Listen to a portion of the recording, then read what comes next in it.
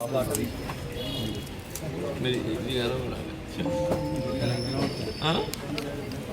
इट्ला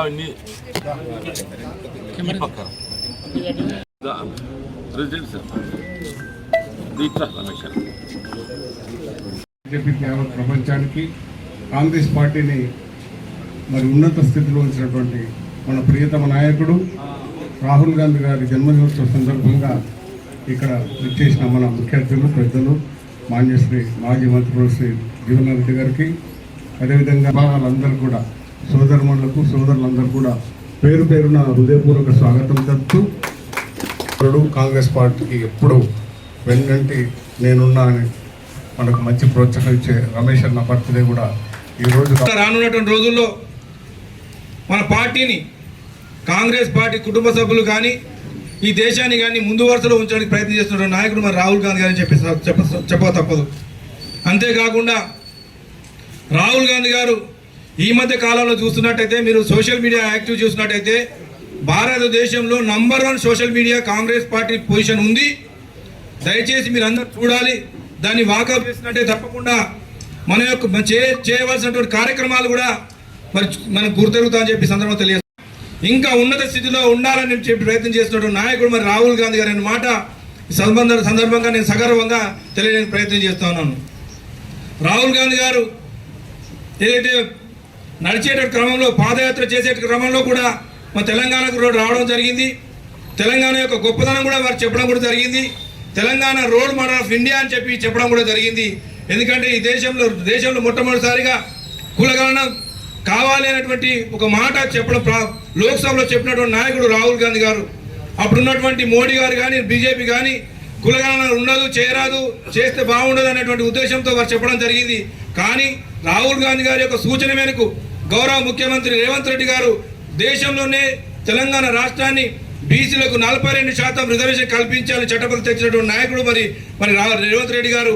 అదేవిధంగా ఎన్నో సంవత్సరాలుగా 30 సంవత్సరాలుగా ఎస్సీ వర్గీకరణ కూడా చేసి కూడా దేశానికి ఒక రోల్ మోడల్ ఇచ్చినటువంటి నాయకుడు మరి ఒక రాహుల్ గాంధీ సూచనతోనే రేవంత్ రెడ్డి గారు చేసినటువంటి సందర్భాన్ని నేను ఈ సందర్భంగా గుర్తు చేస్తాను. తెలుసు తారేష్ అంటే ఎత్తుకు ఎదిగడానికి కారణమైనటువంటి కాంగ్రెస్ పార్టీ కాదా అని చెప్పేసి మరి ఎదుర్కొన్నటువంటి వాళ్ళని పార్టీ వల్ల మేము అడుగుతున్నాం కాంగ్రెస్ పార్టీ తరఫున. మరి ఇది ఏందో మరి ఉండకాలమో పోయే కాలమో తెలియదు, కానీ నాకు మాత్రము ఎవరైతే కష్టపడి శ్రమించి ఈ దేశాన్ని ముందుకు ఏ విధంగా తీసుకొచ్చేటువంటి వాళ్ళను ఆ విధంగా ఆ పార్టీ కానీ నాయకులను ఆ విధంగా అడగడం చాలా బాధాకరమైన విషయం. అదేవిధంగా అక్కడే కాకుండా ఎక్కడైనా కూడా మన జగిత్యాల ప్రాంతంలో కూడా అభివృద్ధి చేసినటువంటి నాయకులను కూడా ఏం చేసిండ్రు అని చెప్పేసి అనడం కూడా అది బాధాకరమైన విషయం. ఏదో ఒక చిన్న పని చేసి 100 పనులు చేసినటువంటి వాళ్ళను మేము విమర్శించడం సరి అయినటువంటి కాదు. అది ఎదుటిన్నటువంటి వాళ్ళు ఏ పార్టీ వాళ్ళు కానీ కాంగ్రెస్ పార్టీ కానీ ఎవరైనా కానీ. కాంగ్రెస్ పార్టీ అంటే త్యాగాల పార్టీ, త్యాగదనుల పార్టీ. పదవులు త్యాగం చేసిండ్రు, పానాన్ని త్యాగం చేసిండ్రు. ఈ ఎవరికైనా కానీ కాంగ్రెస్ పార్టీ చరిత్ర తెలియంది కాదు. మనం తీసుకున్నట్టంటే మన పార్టీని మించి ఎవరు లేరు, మనకంటే మంచిగా పనిచేసే వాళ్ళు ఎవరు లేరు. 2004 నుండి 14 వరకు రాహుల్ గాంధీ గారికి కానీ సోనియా గాంధీ గారికి కానీ ప్రధానమంత్రి చేసే అవకాశం ఉన్నప్పటికీ మేధావుల సూచనల మేరకు రాహుల్ గాంధీ గారు చిన్న వయసును లేకపోతే వేరే అనో ఏ మంత్రి పదవి కూడా తీసుకోకుండా మన్మోహన్ సింగ్ గారికి ప్రధానమంత్రి చేసే అవకాశం కల్పించింది. మేధావులు చెప్పిన ప్రకారంగా రాహుల్ గాంధీ గారు అప్పుడు ఒకవేళ మంత్రి కానీ తీసుకున్నట్టుంటే కనీసం అనుభవంతో అయినా కానీ కూడా రాబో రోజులలో ఇప్పటికీ ఎక్స్పీరియన్స్ తోటి వారు చాలా ముందుకు పోదురు. మనం అనుకున్న దానికంటే ముందు పోదు. కశ్మీర్ నుంచి కన్యాకుమారి వరకు పాదయాత్ర చేసి పేదవాని విషయాల లోపల కానీ కార్మికుల విషయాల లోపల కానీ చాలా అవగాహన ఖర్చులు. ఆ అవగాహన అచ్చుడితోటే పాదయాత్ర చేసుడితోటే మనకు ఒక 20 సీట్లు అటు ఇటు వచ్చినట్టుంటే ఖచ్చితంగా భారతదేశం లోపల కాంగ్రెస్ పార్టీ ప్రధానమంత్రి అయ్యే అవకాశం రాహుల్ గాంధీ గారికి ఉంటుండే. అలాగే రమేష్ అన్న కూడా ఈరోజు జన్మదినం శుభాకాంక్షలు తెలియజేస్తూ ముఖ్యంగా మనకి రాహుల్ గాంధీ గారు ఏకదాటి ఒకేసారి 2004 నుంచి ఇప్పటి వరకు 5 సార్లు లోక్సభ స్థానంలో గెలవడం జరిగింది. మొన్నటికి 2024లో ఇంత బీజేపీ ఉన్నా కూడా 2 ప్రదేశాలలో వయనాడులో ఇంకో ఆమెదిలో 2 ప్రదేశాలలో కూడా అధిక మెజార్టీతో మంచి ప్రజలు 7 లక్షల మెజార్టీతో గెలవడం జరిగింది. అలాగే కొద్దిపాటి తేడాతో మనము ఈ కేంద్రంలో మన ప్రభుత్వాన్ని ఏర్పాటు చేసుకోలేకపోయినాము. ఈ వచ్చే ఎన్నికల్లో ఖచ్చితంగా రాహుల్ గాంధీ గారు మన గారి యొక్క ఆశయం కాబట్టి ఆ యొక్క కార్యక్రమాన్ని కూడా విజయవంతం చేస్తున్నారు. ముందు కూడా మనకు మంచి రోజులు ఈ జగిత్యాల పట్టణంలో కూడా వచ్చేది కూడా మన కాంగ్రెస్ ప్రభుత్వం, మున్సిపల్ ముఖ్యంగా స్థానిక సంస్థలు కానీ మన మున్సిపల్ కానీ ఖచ్చితంగా కాంగ్రెస్ పార్టీ వస్తుంది, రావాలని ఆశిస్తూ ఈ అవకాశం ఇచ్చేందుకు కృతజ్ఞతలు. జగిత్యాల కాంగ్రెస్ జిల్లా కార్యాలయం ఇందిరాభవన్లో భారతదేశానికి సంబంధించి రాహుల్ గాంధీ గారు మరి లోక్సభ ప్రతిపక్ష నేతగా ఉన్నారు. వారి జన్మదినం ఈరోజు మరి గౌరవనీయులు పెద్దలు మాజీ మంత్రివర్యులు జీవన్ నగర్ ఆధ్వర్యంలో ముఖ్య అతిథిగా రావడానికి మేము సంతోషిస్తున్నాం. అదేవిధంగా కాంగ్రెస్ పార్టీ సీనియర్ నాయకులు మాకు ఎన్ని విధాలు అండగా ఉండే రమేష్ రావు అన్న గారికి కూడా ఈరోజు పుట్టినరోజు శుభాకాంక్షలు తెలియజేస్తూ మరి రాహుల్ గాంధీ గారు నఫరత్ చోడో అనే ఉద్దేశంతో మరి కన్యాకుమారి కాశ్మీర్ వరకు 4080 కిలోమీటర్లు 150 రోజుల పాటు ఈరోజు చేయడం జరిగింది. అదేవిధంగా ఈరోజు భారతదేశంలో బీజేపీ ప్రభుత్వం ఏర్పడిన తర్వాత భారత రాజ్యాంగమే కాపాడాలనే ఉద్దేశంతో జై బాపు జై భీమ్ జై సంవిధాన్ అనే కార్యక్రమాన్ని తీసుకొని ఊరూరా భారత రాజ్యాంగ పరిరక్షణ ధ్యేయంగా ఈరోజు కాంగ్రెస్ పార్టీ అనే దానికి ముఖ్య మూలమైనారు. వారు ఈరోజు జన్మదినం మా అందరి సమక్షంలో జరుపుకోవడం చాలా సంతోషంగా ఉంది. జన్మదినం సందర్భంగా మన అభిమాన నాయకులు జీవనన్న గారి ఆధ్వర్యంలో బర్త్డే సెలబ్రేషన్ చేసుకోవడం చాలా సంతోషం. అలాగే ఈ కార్యక్రమానికి చేసిన మన కాంగ్రెస్ పార్టీ కుటుంబ సభ్యులందరికీ నమస్కారం తెలియజేసుకుంటూ, అంత పెద్ద నాయకుని బర్త్డే రోజు నా బర్త్డే కూడా సేమ్ కలిసి రావడం నిజంగా ఈ కార్యక్రమాన్ని మీ అందరి సమక్షంలో చేసుకున్నందుకు చాలా సంతోషం. ఈ కార్యక్రమాన్ని ఏర్పాటు చేసిన మన కాంగ్రెస్ పార్టీ పెద్దలందరికీ నమస్కారం తెలియజేస్తాం. యోధుడు రాబోయే రోజుల్లో కూడా మా ప్రియతమ నాయకులు భావి భారత ప్రధాని రాహుల్ గాంధీ ఈరోజు మనం ఇందిరా భవన్లో జన్మదిన చేసుకున్నందుకు జీవన్ రెడ్డి గారి ఆధ్వర్యంలో కూడా మేమందరం సంతోషపడాలి.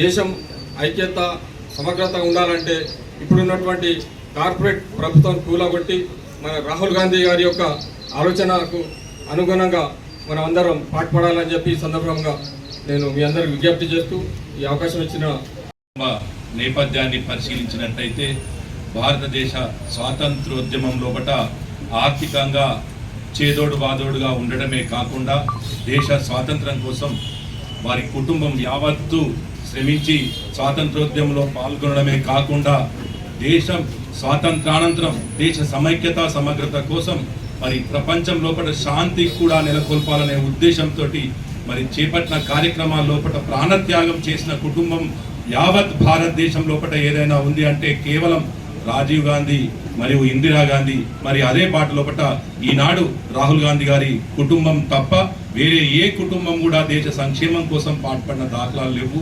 మరి లోపల తెలుసుకొని ప్రణాళికాబద్ధంగా ముందుకు పోయి మరి ఈనాడు లోకసభ లోపల ప్రతిపక్ష నాయకుడిగా బాధ్యతలు నిర్వర్తిస్తూ మరి భారతదేశానికి ఒక వన్నె తీసుకొచ్చినటువంటి వ్యక్తి జన్మదిన వేడుకల లోపల ఈరోజు పాల్గొనే అవకాశం రావడం గొప్ప విశేషంగా చెప్తూ మరియు మన స్థానికంగా మరి అందరితోటి కలిసిమెలిసి ప్రతి ఒక్కరిని ప్రేమపూర్వకంగా పలకరించే మన రమేష్ రావు గారి జన్మదినం కూడా ఈరోజు ఇక్కడ జరుపుకోవడం చాలా సంతోషంగా ఉంది.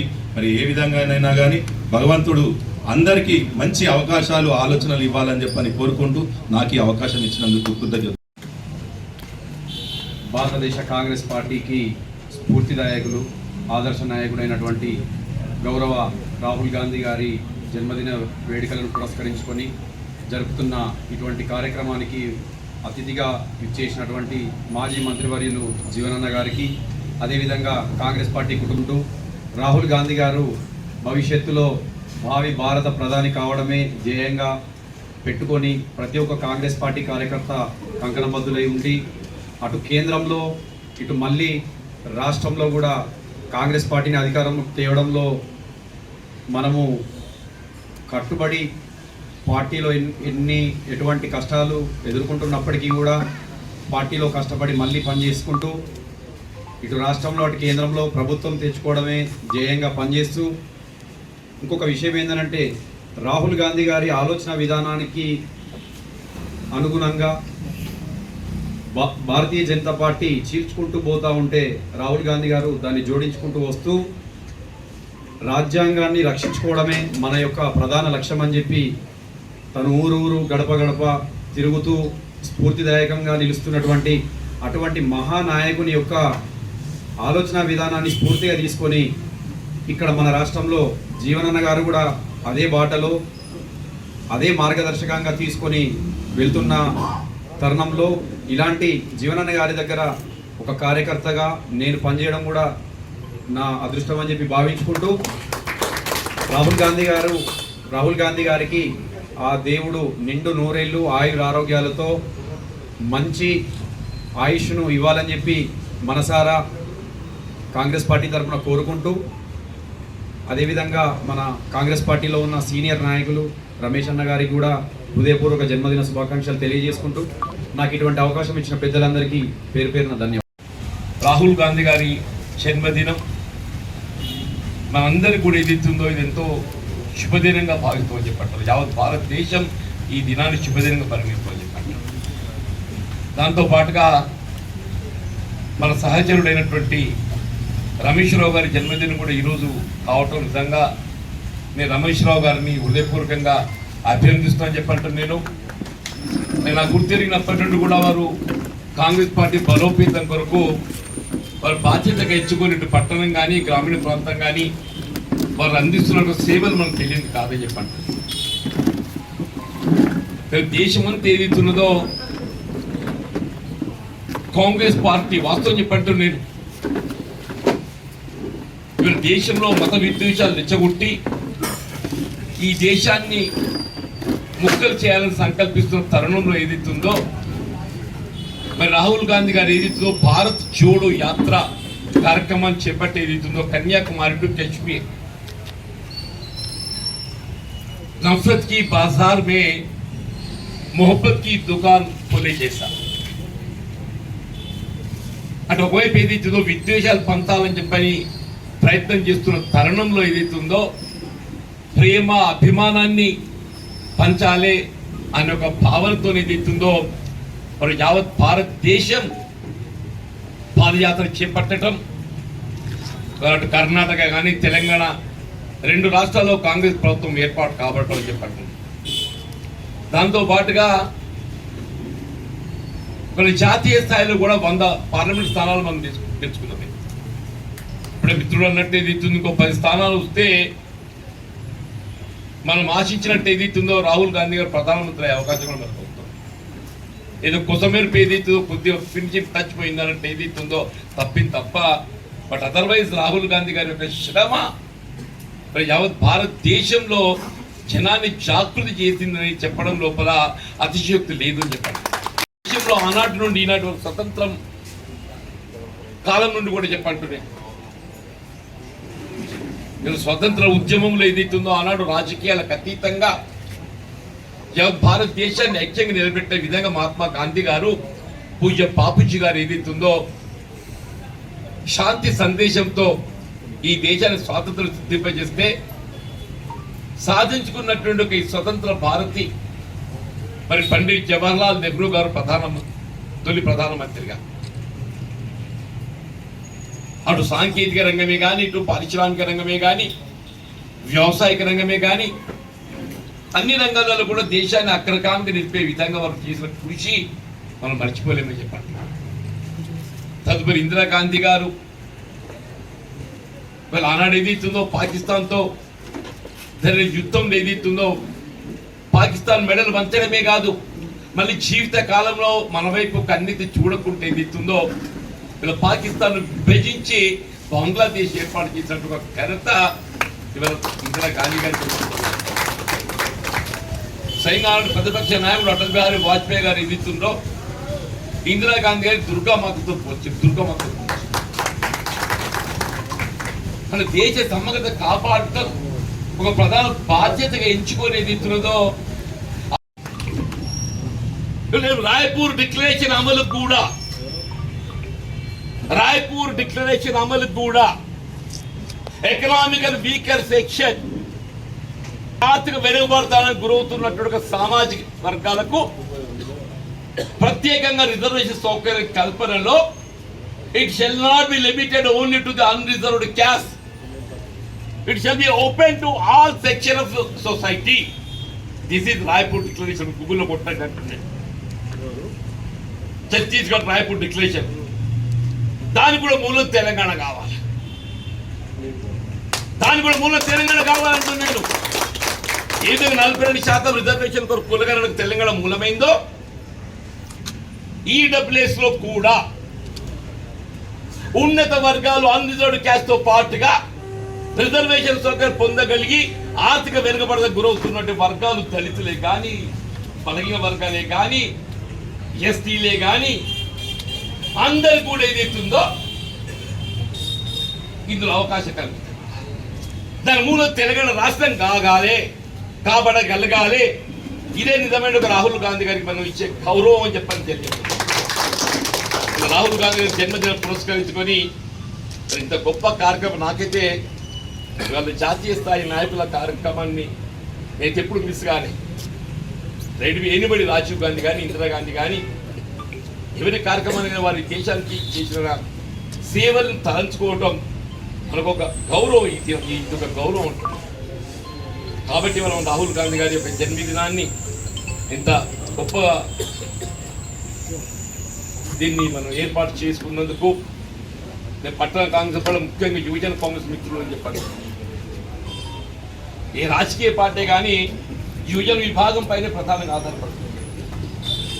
మా యువజన విభాగం అనేది ఏదైతే ఉందో ఇక్కడంతా కృషి చేస్తున్నందుకు నేను ప్రత్యేక యువజన విభాగాన్ని అభినందిస్తూ మా మిత్రుడు రమేష్ రావు గారు వాస్తవంగా ఈరోజు ఉదయం వరకు నాకు తెలియదు అన్న ప్రామిస్. నేను రాహుల్ గాంధీ గారి ప్రోగ్రాం నుంచి వారికి నేను మాట్లాడింది. అప్పుడు కూడా ఈ సంగతి తెలియదు నాకు తర్వాత తెలిసి వచ్చి రమేష్ అన్న బోర్డు చెప్పండి. నిజంగా ఎంత అదృష్టవంతుడు మర్చిపోయింది. నిజంగా రమేష్ అన్న అదృష్టవంతుడు.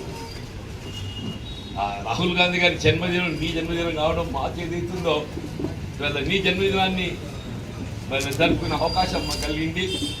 ఆ రాహుల్ గాంధీ గారి యొక్క పాటలో వెళ్ళి సమాజ నిర్మాణంలో ఏదైతుందో మనతో బాధ్యత నిర్వహింపబడే విధంగా అందరూ తోడ్పడాలని చెప్పి కోరుతూ సెలవు తీసుకొని జై హింద్, జై భారత్.